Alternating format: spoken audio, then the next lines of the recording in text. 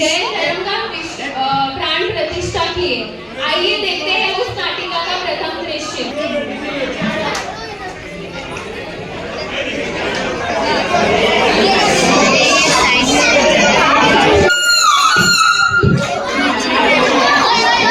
महाराजा अपनी महारानी के साथ पधार रहे हैं।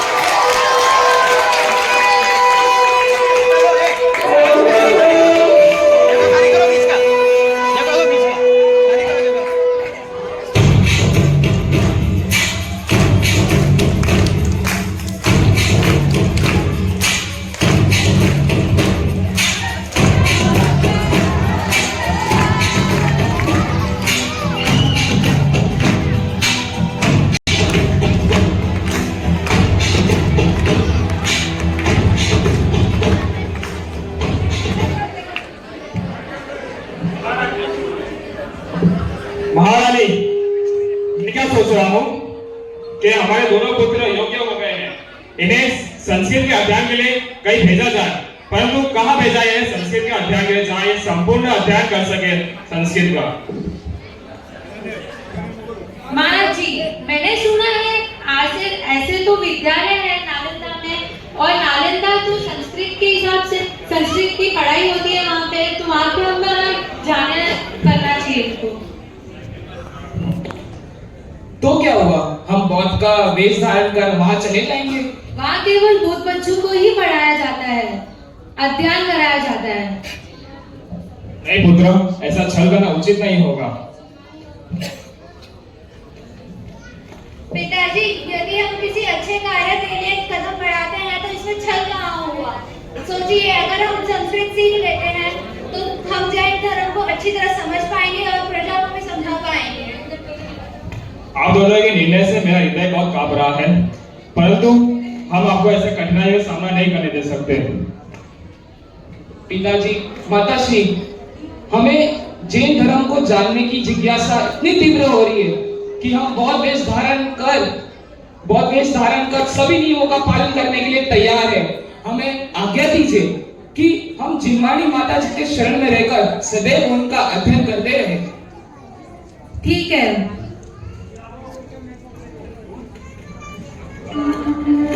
अच्छा, अगर तुम्हें इतनी ही जाने है तो अच्छे से जाना, ध्यान से जाना।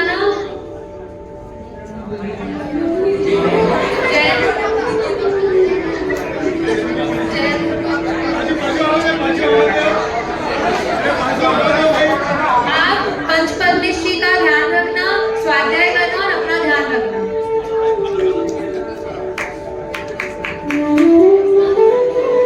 वार्तालाप के बाद अकलंग और निकलंग नालंदा की ओर प्रस्थान करते हैं। आइए देखते हैं नालंदा विद्यालय का दृश्य।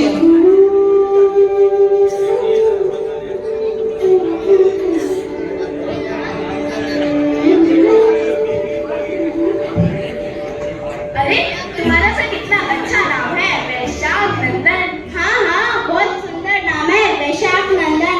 अरे भाई, ये वैशाख नंदन का अर्थ तो बताओ। क्या भाई, तुम्हें वैशाख नंदन का अर्थ नहीं पता? नहीं भाई, तुम ही बता दो ना। वैशाख नंदन का अर्थ होता है अर्ज का बच्चा। अर्ज का बच्चा? अर्ज का बच्चा यानी? अर्ज के बच्चे का अर्थ होता है गधा, अर्थात गधे का बच्चा।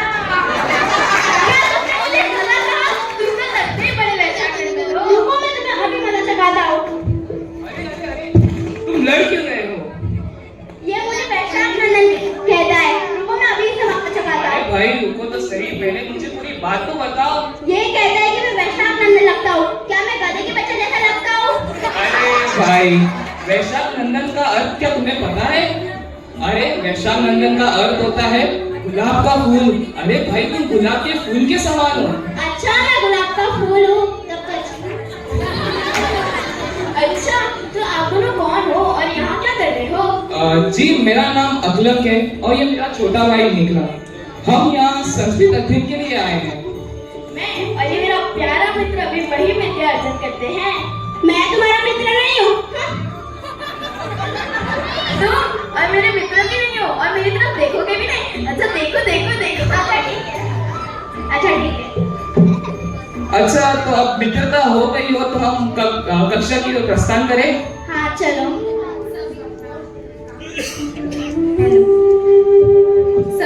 साथ अकलंक और निकलंक कक्षा की ओर प्रस्थान करते हैं।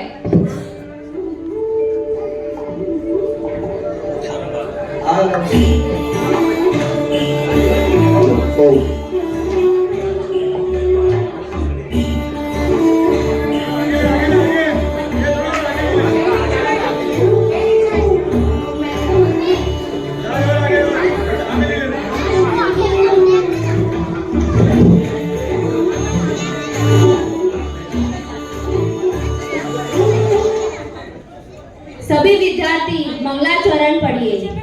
बुद्धं शरणं गच्छामि, धम्मं शरणं गच्छामि, संघं शरणं गच्छामि। सभी विद्यार्थी अपने स्थानों पर बैठे। आज कक्षा में अधिक छात्र दिखाई दे रहे हैं। अरे ये दो छात्र कौन है जो सबसे पीछे बैठे हैं? जी गुरुजी, मेरा नाम अकलंक है और यह मेरा छोटा भाई निकलंक। क्या तुम बौद्ध हो? जी गुरुजी, हम बौद्ध हैं। अच्छा, हमारा मंगलाचरण सुनाकर बताओ।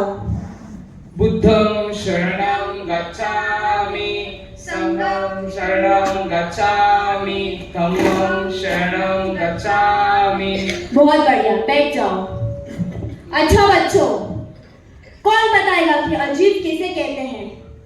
अच्छा बताओ।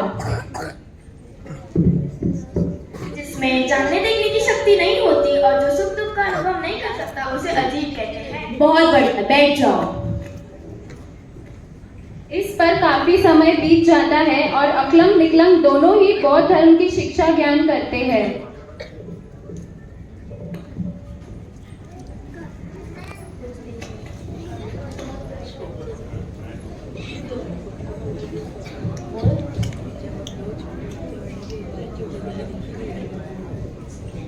उसके बाद एक दिन इसी तरह। चलो आज की कक्षा फिर से शुरू करते हैं। मंगलाचरण पढ़ेंगे। बुद्धं शरणं गच्छामि, संघं शरणं गच्छामि, धम्मं शरणं गच्छामि। अच्छा बैठ जाओ। अच्छा, मैंने कल तुम्हें एकांतवाद और अनेकांत के बारे में बताया था। अनेकांत तो वो मूर्ख सिद्धांत है जो जैन धर्म के अनुयायी मानते हैं। भला बताओ, एक ही विरुद्ध वस्तु, एक ही विरुद्ध धर्म एक ही वस्तु में कैसे रह सकती है? नहीं गुरुजी। तो मैं तुम्हें एक महत्वपूर्ण बात बताना चाहता हूँ कि जैन अनुयायी की बातों में कभी मत उलझना, वरना व्यर्थ में ही उलझने ही पड़ेगी। तुम बौद्ध धर्म को पर कठिन विश्वास रखना। बोलो।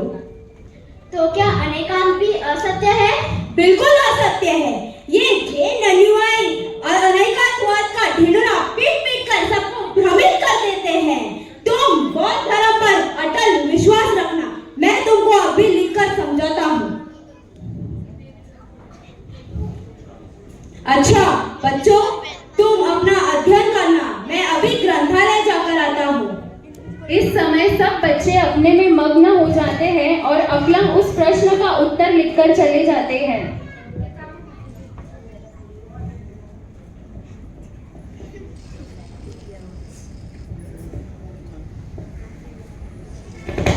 अरे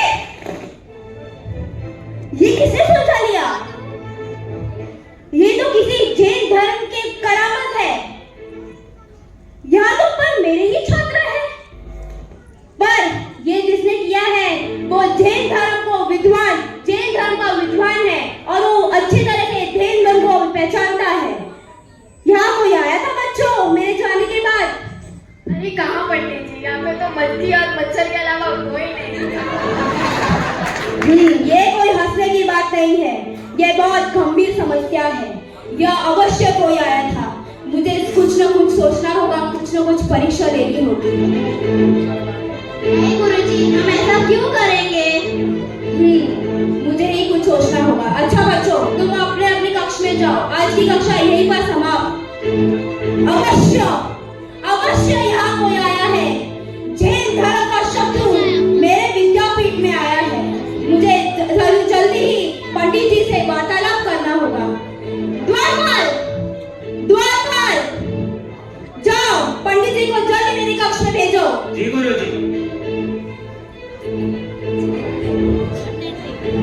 जी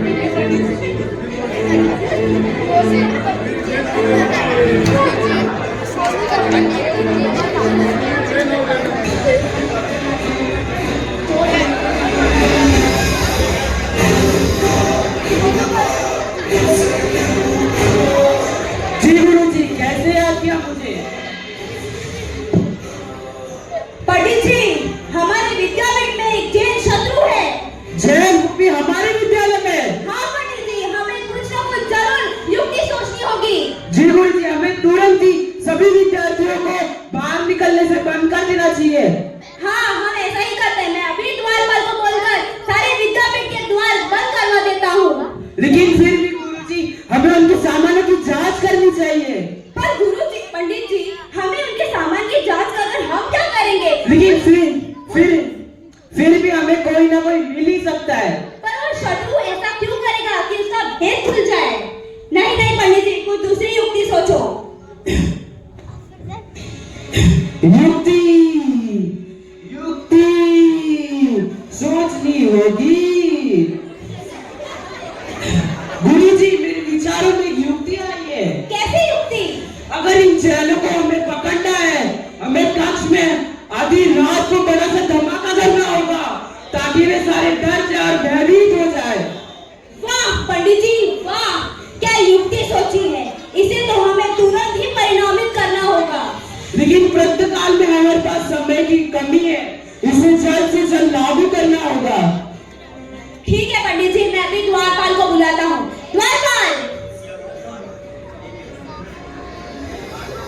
द्वारपाल, इस विद्यापीठ के चारों ओर हर कक्ष में एक गुप्तचर छोड़ दो और रात्रि में एक धमाकेदार करो कि पूरा विद्यापीठ हिल जाए। जी गुरुजी। जाओ। आज इन जैनों को नहीं छोड़ना है किसी भी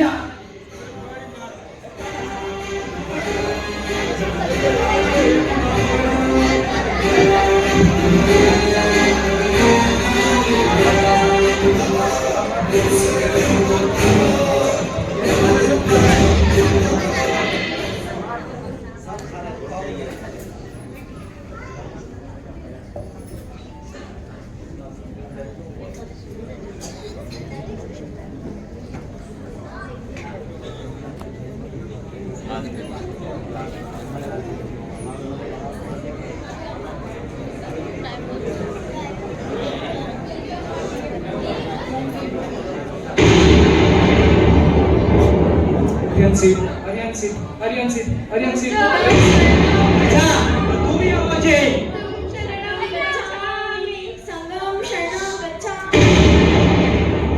गुरुजी, यही है वो जैन जो जैन का रूप धारण करके इस विद्या में आया है। अकलम निकलम, तुम दोनों, मैं तो तुम दोनों को मूर्ख समझता था और तुम तो बड़े चतुर निकले। कौन हो तुम? जब रहस्य खुल ही चुका है तो अब छुपाने का कोई फायदा नहीं।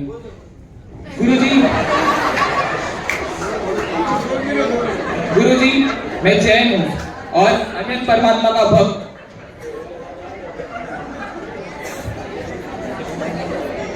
मैं तुम्हें सिर्फ एक केवल मोहलत देता हूँ, सिर्फ एक उपाय। ये तुम्हारा जैनत्व है कि दूसरे की विद्या में छुपकर अध्ययन करना? जी, ये जैनत्व तो नहीं है, लेकिन ये मेरा स्वार्थ था। मुझे संस्कृत का अध्ययन करना था ताकि मैं जैन धर्म को और अच्छे से जान सकूं, जीववाणी का अध्ययन कर सकूं। मैं तुम्हें सिर्फ एक उपाय देता हूँ, सिर्फ एक मोहलत कि तुम बौद्ध धर्म को धारण करके जैन धर्म को छोड़ दो। असंभव, मैं बौद्ध का धर्म स्वीकार नहीं करूंगा क्योंकि जैन धर्म मेरे लिए प्राणों से भी ज्यादा प्यारा है। क्योंकि जैन धर्म ने मुझे सिखाया है कि अहिंसा परमो धर्म, अनेकांतवाद, जियो और जिने तो मैं बौद्ध धर्म को स्वीकार नहीं करने वाला। इसका तुम परिणाम जानते हो? मृत्यु, और उससे अधिक हो भी क्या सकता है। क्यों? लेकिन क्यों? गुरुजी, हमें जैन धर्म को सीखते सीखते 12 वर्ष हो गए, पर आपका ये बौद्ध धर्म अभी तक हमें नहीं समझ आया। आप जो भी सजा देंगे हमें मंजूर है। जो हो गया सो हो गया। तुम बौद्ध धर्म छोड़ दो।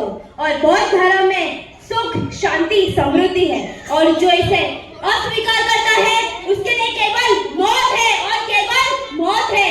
तो सोच लो, क्या स्वीकार करते हो? मृत्यु को। सोच लो एक बार। तुम जैसे बुद्धिमान जीव इस बौद्ध धर्म में रहकर, समझकर इस बौद्ध धर्म को प्रचार करो, प्रसार करो, जैन धर्म छोड़ दो। अरे गुरुजी, ना बौद्ध धर्म कभी समझा है ना समझेंगे। जिसे समझना था वो तो रग रग में बस चुका है।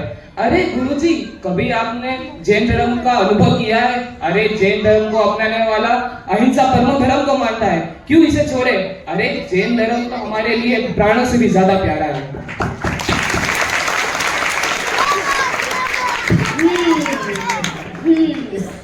तुम ऐसे नहीं मानने वाले। रुको, द्वार पर।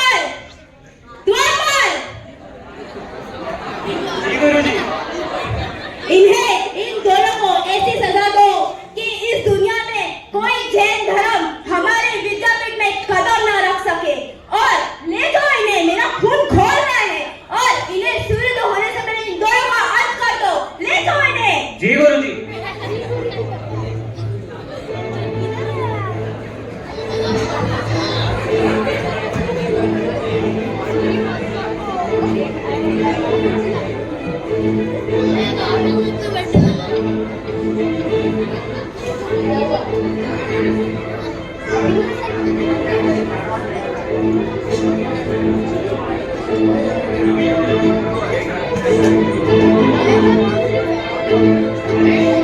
अरे ये दोनों कहाँ गए?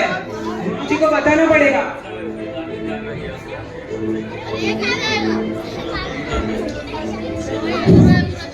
जी गुरुजी, वो दोनों निकला। क्या मतलब निकला?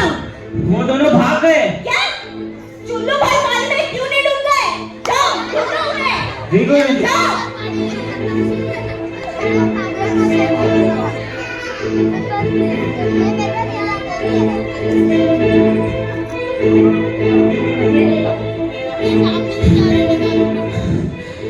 चलो निकलो, चलो हमें भागना होगा। रुको भैया रुको, मैं अब और नहीं भाग सकता। अरे निकलन, हमारे पास और कोई उपाय नहीं है। अगर हमारी आयु शेष रही तो ही चलो आखिरी रास्ते में। चलो। रुको भैया रुको, मेरे पास एक युक्ति है। वहाँ कोने में एक पेड़ है, आप उसके पीछे जाके अपने प्राणों की रक्षा कीजिए और मैं आप बौद्ध सैनिकों का ध्यान रखता हूँ। नहीं निकलन, नहीं। मेरे बड़े भाई होने का भी तो कर्तव्य है कि मैं अपने छोटे भाई की रक्षा करूं। नहीं निकलन, मैं तुम्हें छोड़कर नहीं जा सकता। आपको अपने प्राणों की रक्षा करनी होगी।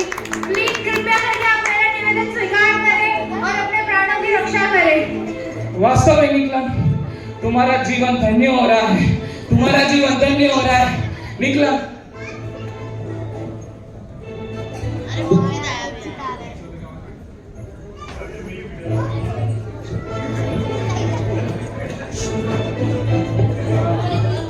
अरे भाई, तुम भाग क्यों रहे हो? मेरे पीछे बहुत सैनिक पड़े हैं। अच्छा, तो मैं भी तुम्हारे साथ भागता हूँ।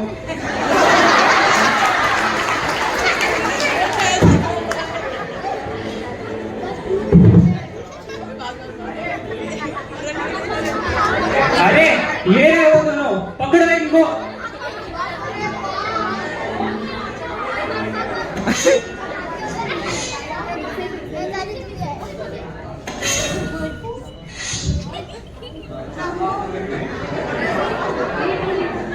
आखिरकार इन दोनों का खेल खत्म हो ही गया। गुरुजी को बता देता हूँ। निकलन, निकलन, निकलन। मेरे भाई, मेरे सुख की शक्ति।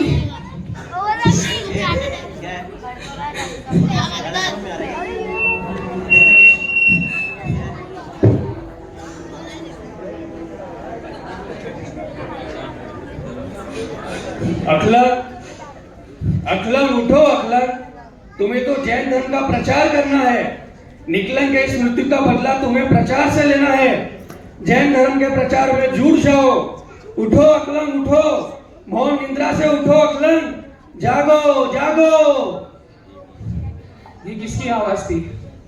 सच में इससे तो मेरी आंखें ही खोल दी। अच्छा हुआ मैं इस स्मोक पिंजरे से बाहर निकल गया। निकला, मैं तुम्हारी सौगंध खाता हूं कि मैं जैन धर्म का प्रचार प्रसार जरूर करूंगा।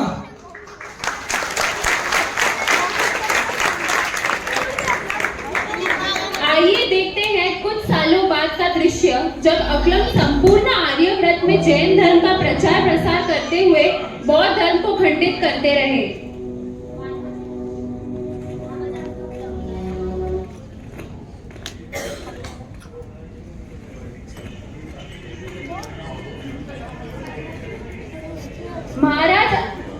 महाराज अधिराज और उनकी महारानी जैन धर्म की परम भक्त महारानी जिंदल पधार रहे हैं।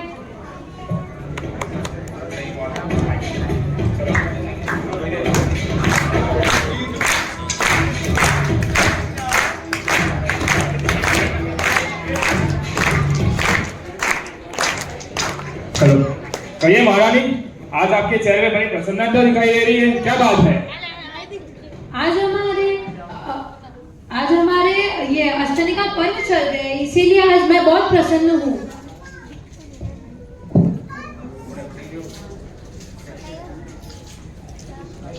पधार रही है।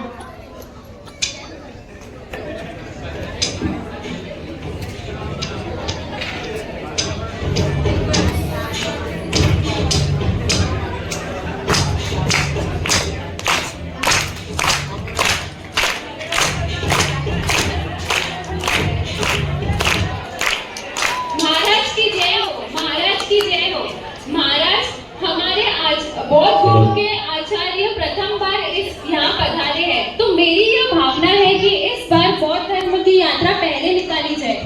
परंतु हर वर्ष जैन धर्म की यात्रा पहले निकलती है, पर मैं यह चाहती हूँ कि इस बार बौद्ध धर्म की यात्रा पहले निकले। इस पर आपका क्या विचार है? क्या दोनों धर्म के एक साथ? नहीं, ऐसा नहीं हो सकता।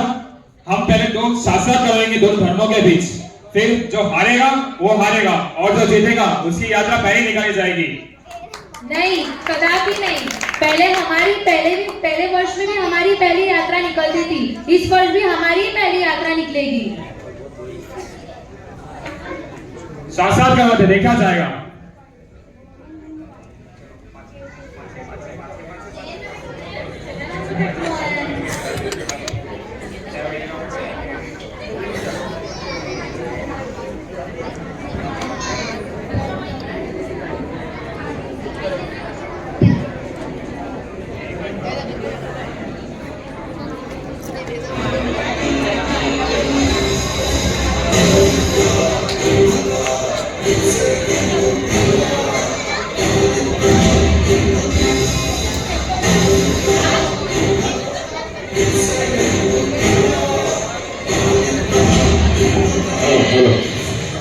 आज राजमहल में जैन धर्म और बौद्ध धर्म का धुरंधर विद्वानों के मध्य धार्मिक शास्त्रार्थ का आज आयोजन किया गया है। जैन पक्ष की ओर से विशुद्ध बुद्ध के धनी अकलम और बौद्ध की ओर से आचार्य श्री।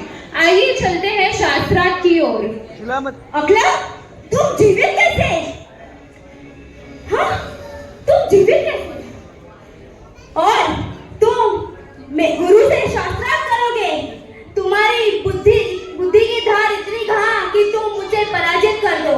मैं तो तुम्हें ऐसे ही पराजित कर दूंगा, ऐसे ही। अरे गुरुजी, आप किस भ्रम में हो? अरे आपकी बुद्धि में इतनी धार नहीं जो सम्यक बुद्धि को हरा सके। छोटी मुंह और बड़ी बात। अच्छा बताओ, तुम्हारा जैन सिद्धांत क्या है? गुरुजी, हमारा जैन सिद्धांत हमें ये सिखाता है अनेकांतवाद, जियो जिने तो अहिंसा परमो धर्म।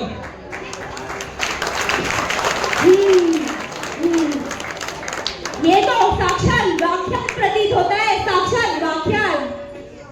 अरे गुरुजी, अनेकांतवाद उसे कहते हैं। ये कैसे संभव है? एक ही साथ दो धर्म के एक वस्तु में कैसे रह सकते हैं? अरे गुरुजी, आवश्यकता विचार की है। अच्छा, मुझे एक बात बताइए कि जो कुम्हार का चक्र है वो चल है कि अचल, यानी वो चल रहा है कि रुका हुआ है? कुमार का चक्र, ये भी कोई पूछने की बात है? ये तो कोई बच्चा भी बता सकता है। कुमार का चक्र तो चल रहा है तो वो छल है। अच्छा गुरुजी, तो आपके हिसाब से कुमार का चक्र चल रहा है, तो मुझे ये बताइए कि वो चक्र उज्जैन से नालंदा कितने दिन में पहुंचेगा? क्या कैसी बातें कर रहे हो? वो नालंदा कैसे पहुंच सकता है? अरे लेकिन गुरुजी, अभी तो आपने बताया कि कुमार का चक्र चल रहा है। कुमार का चक्र चल रहा है, वो रुका नहीं है, पर वो एक स्थानों पर चल रहा है।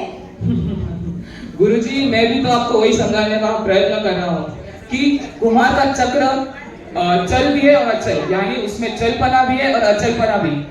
इसी को अगर यदि एक वस्तु में विरुद्ध धर्म प्रकट हो तो उसे अनेकानुमान कहते हैं, मतलब यानी उसे अनेक दृष्टियों से देखना पड़ता है। क्या? कैसे? इस तरह अकलंग और गुरुजी के बीच में शास्त्रार्थ चलता रहा और अकलंग बड़ी निर्मलता से एक के बाद एक प्रश्न का उत्तर देते रहे। सारे उत्तर सुनते ही गुरुजी की उलझनें बढ़ने लगी और उनका क्रोध और बढ़ने लगा। नहीं ठीक, ठीक नहीं, नहीं ठीक, अभी बहुत प्रश्न बाकी है, बहुत प्रश्न बाकी है, रुको। चलो गुरुजी, अब मैं आपसे एक प्रश्न पूछता हूँ, जरा बौद्ध धर्म के सिद्धांत तो बताइए। हमारा बौद्ध धर्म का सिद्धांत है एकांतवाद और शंखवाद। इस दुनिया में जितनी भी वस्तु है वो क्षण क्षण भर में जन्म लेती है और दूसरे क्षणों में मर जाती है। अच्छा गुरुजी, तो ये बताइए कि आपकी आत्मा नश्वर है या अविनाशी? हमारे बौद्ध धर्म के अनुसार आत्मा मरती ही नहीं, क्योंकि उनका अस्थायी अस्तित्व है ही नहीं। मतलब वो क्षण क्षण में पैदा होती है और क्षण क्षण में मर जाती है, ये कैसा सिद्धांत हुआ? तो क्या आप इस प्रश्न का उत्तर दे सकते हैं? पर मैं ये कैसे दे सकता हूँ? ये तो मेरे सिद्धांत के विरुद्ध है। तो आप स्वीकार करते हैं कि आप इसका उत्तर नहीं दे सकते? सोचने दीजिए। क्या दे सकते हैं आप उत्तर इसका? नहीं, हम नहीं दे सकते। तो महाराज क्यों ना घोषित कर दे बौद्ध धर्म की हार और जैन धर्म की जीत का?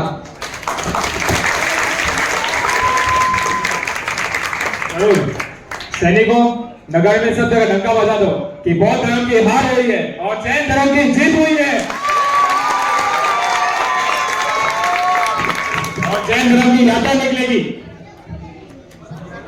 इस तरह अकलंग देव ने जैन धर्म की रक्षा की और जैन धर्म का प्रचार प्रसार किया। जिस प्रकार अकलंग देव ने सम्यक ज्ञान की प्रभावना की, उसका महत्व सर्वसाधारण लोगों के हृदय पर अंकित कर दिया, उसी प्रकार भव्य पुरुषों को भी जैन धर्म की प्रभावना करनी चाहिए और जैन धर्म के प्रति उनका जो कर्तव्य है उसे पूरा करना चाहिए। आचार्य बनने के बाद भी अकलंग ने कई महत्वपूर्ण ग्रंथ लिखे जो जैन दर्शन, विशेषकर तर्कशास्त्र और ज्ञान मीमांसा में आधारभूत माने जाते हैं। उनके कुछ प्रमुख ग्रंथ इस प्रकार है: लघुयात्रा, प्रमाण संग्रह, न्याय विनिश्चय, सिद्धि विनिश्चय विवरण, अठस्थिक, तात्वर्ग।